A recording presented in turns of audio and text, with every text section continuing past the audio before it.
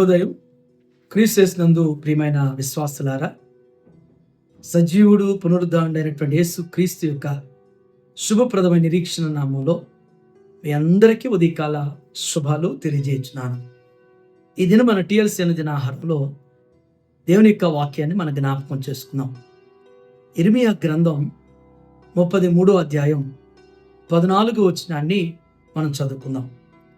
యెహోవా వాక్కు ఇదే, ఇశ్రాయేలు వంశస్థులను గూర్చియు యూదా వంశస్థులను గూర్చియు నేను చెప్పిన మంచి మాట నెరవేర్చు దినములు వచ్చుచున్నవి. దేవుని బిడ్డలారా, ఉదయకాల సమయంలో దేవుడు మన అందరితో కూడా స్పష్టమైనటువంటి రీతిలో ఆయన మాట్లాడుతున్నాడు. ఈ భాగంలో మనం గమనిస్తే 2 తలంపులు మనకి జ్ఞాపకం చేయబడుతున్నాయి.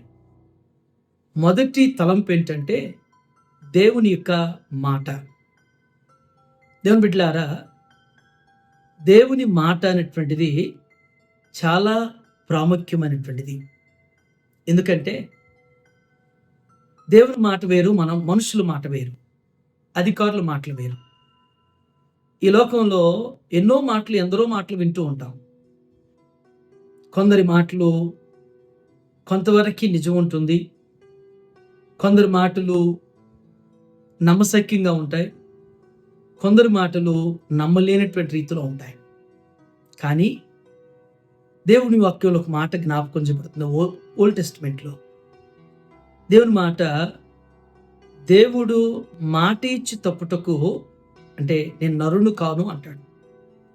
మాట ఇచ్చి తప్పటానికి నేను నరుణ్ణి కాను, మనుషుని కాను అంటాడు. అంటే మనుషులు మాట ఇచ్చారంటే తప్పిపోవచ్చు. నేను అన్నానా, నేను చెప్పానా అని చెప్పేసి చెప్పిన మాటల్ని, చేసిన ప్రమాణాల్ని ఎగరగొట్టేయచ్చు, చేయలేదు చెప్పలేదని చెప్పచ్చు. కానీ దేవుని మాట ఇచ్చాడంటే దేవుని మాట స్పష్టమైనటువంటిది, అది స్థిరమైనటువంటిది, అది నిశ్చయమైనటువంటిది. ఎందుకంటే ఆయన మాటతోనే సృష్టిని కలుగు చేశాడు, సుందరమైనటువంటి సృష్టిగా. ఆయన మాటలు అంతా అతీతమైనటువంటి శక్తి ఆయన మాటలో ఉంది. అందుకే నూతన నిబంధనలు ఒక మాట కూడా ప్రభు జ్ఞాపకం చేస్తాడు. భూమియు ఆకాశములు గతించినా కానీ నా మాట గతింపదు అంటాడు. ఈ భూ ఆకాశాలు గతించిపోతాయేమో, కానీ మాట ఇచ్చాను, మాట చెప్పాను అంటే ఆ మాట తప్పిపోవటం కానీ అది గతించిపోవటం అనేటువంటిది జరగదు అనేటువంటిది మనం గ్రహించాల్సినటువంటి సత్యం. ఈ ఉదయం దేవుని బిడ్డలారా, దేవుడు మనందరికీ కూడా వాగ్దానం చేశాడు. దేవుడు మనందరికీ ఆయన మాట ఇచ్చాడు.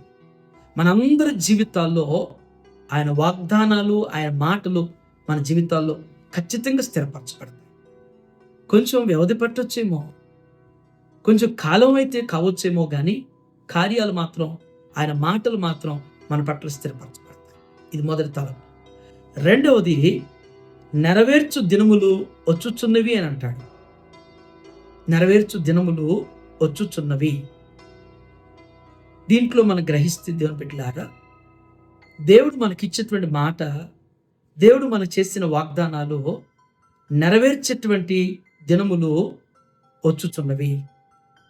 వచ్చినవి, వచ్చుచున్నవి అనే దానికి డిఫరెన్స్ ఉంది.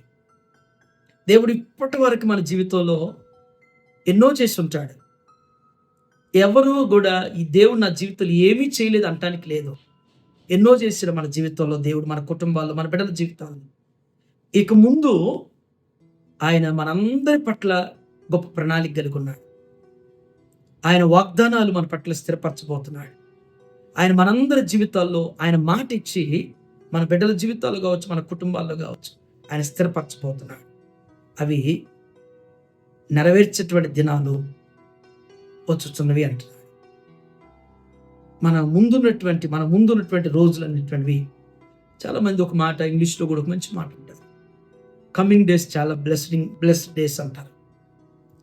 అవి రాబోతున్నటువంటి రోజులు అనేటువంటివి దీవెనకరమైనవి. అంటే కొన్ని చేదైనటువంటివి ఉంటాయి, కొన్ని ఇబ్బందికరమైన పరిస్థితులు ఉంటాయి, కొన్ని సమస్యలతో కూడినటువంటి ఉండవచ్చు. కానీ అవి లోకపరమైనటువంటివి కావచ్చు. కానీ దేవుని దగ్గర నుంచి వచ్చేవి మాత్రం మనకు మంచి రోజులే. అవి మేలుకరమైనవి, ఆయనకు మహిమకరమైనవి, మనకి మేలుకరమైనవి, మనకి దీవెనకరమైనటువంటిది అనేటువంటిది మాత్రం ఖచ్చితంగా మనం నమ్మాలి. ఎందుకంటే ఇర్మియా గ్రంథంలో దేవుడు శ్రేష్టమైనటువంటి ప్రవచనాలు చెప్తూ ఉంటాడు ప్రవక్త ద్వారా. నేను మిమ్మల్ని ఉద్దేశించేటువంటి సంగతులు నేను ఎరుగుదును, అవి రాబో కాలంలో అవి మేలుకరమైనవే కానీ హానికరమైనవి కావు అంటాడు.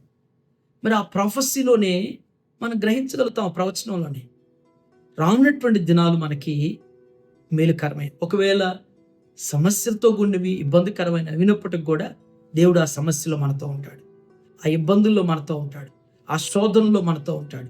వాటిని జయింపజేసేటువంటి శక్తిని దేవుడు మనకు అనుగ్రహిస్తాడు. అటు రీతిగా పరిశుద్ధాత్ముడు మనందరికీ కూడా దేవుడిచ్చిన మాటను మన పట్ల స్థిరపరుస్తూ రాబోయేటువంటి దినాల్లో అవి మనకి మన జీవితాల్లో ఆయన వాగ్దానాలు స్థిరపరిచి నెరవేర్చినగా ఆమె ప్రార్థన చేసుకుందాం. ప్రేమ నమ్మకమైన మా ప్రియ పరలోకపు తండ్రి, మీకు వందనాలు ప్రభా. ఈ ఉదయం నాయన శ్రేష్టమైనటువంటి మీ మాటల తలంపుల ద్వారా మాతో మీరు మాట్లాడేందుకు వందనాలు తండ్రి. మనుషుల మాటలు తొలగిపోతాయి, మనుషుల మాటలు మరుగు చేయబడతాయి, మర్చిపోతారు. కానీ ప్రభా, మీరు మాట ఇచ్చారంటే, మీరు వాగ్దానం చేశారంటే మా పట్ల స్థిరపరిచి నెరవేర్చేవారు. భూమి ఆకాశాలు గతించినా కానీ నా మాట ఎన్నడూ కూడా గతింపదని మీరు సెలవిచ్చారు. మీ మాటతోనే శూన్యాన్ని సుందర సృష్టిగా మార్చినటువంటి శక్తి కలిగిన మాట ప్రభా. దేవా, అట్టి మాటతో మా జీవితాలను మీరు మార్చబోతున్నందుకు, మా కుటుంబాలను మీరు అద్భుతమైన రీతిలో దేవా మీరు చేయబోతున్నందుకు వందనాలు చెల్లిస్తున్నాను. మా బిడ్డల జీవితాల్లో నాయన మీ వాగ్దానాలు దేవా, మీ మాటలు స్థిరపరచబోతున్నందుకు వందనాలు చెల్లిస్తున్నాను తండ్రి.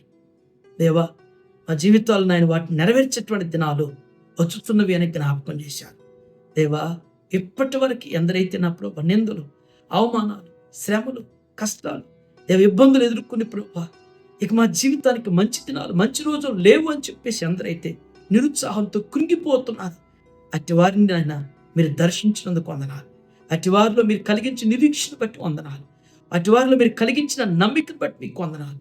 రాబోతున్నటువంటి దినాలు ప్రభా దేవ వారికి మేలుకరంగా ఉంటాయని, వారికి నాయన క్షేమకరంగా ఉంటాయని ప్రభా, అవి నాయన ప్రయోజనకరంగా మార్చబోతున్నందుకు వందనాలు చెల్లిస్తూ ఈ ఉదయం టీఎల్సీ దినాలను చూస్తున్న ప్రతి బిడ్డను, ప్రతి కుటుంబాన్ని కూడా మీ పాదాల దగ్గర ఎత్తిపడుతున్నాను. వారి జీవితాలు, వారి కుటుంబాలు మీ కార్యాలు జరిగించి, వారు చేరినటువంటి వారి పనుల్లో, వారి ప్రయాణాలు, వారి బాధ్యతలు మీరు వెన్నుంటూ నడిపించి బలపరచమని యేసు నామములో ఈ ప్రార్థన మీకు సమర్పించున్నాను తండ్రి. ఆమేన్. దేవుడు మీ అందరికీ తోడైనను గాక.